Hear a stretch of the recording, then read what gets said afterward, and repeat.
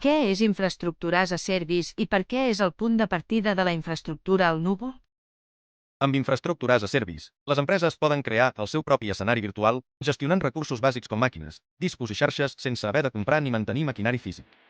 El proveïdor del núvol s'ocupa de la infraestructura física, la seguretat i la virtualització.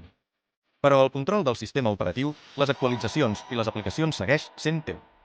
Aquesta separació de responsabilitats permet migrar aplicacions existents al núvol sense haver-les de redissenyar, o crear entorns molt personalitzats que altres models no permetrien.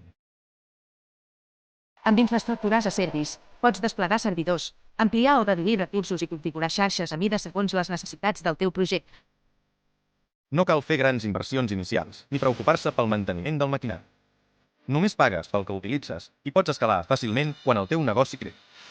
A l'ecosistema d'AWS, serveis com S2, EBS, V-PC i ELB són exemples clars. Permeten construir arquitectures escalables i resilients, mantenint sempre el control sobre la capa de programari.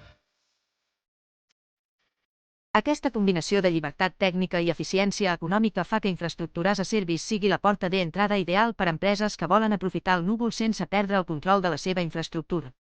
Si busques flexibilitat, control i capacitat d'adaptació, infraestructura as a service és el primer pas per començar el teu viatge al núvol.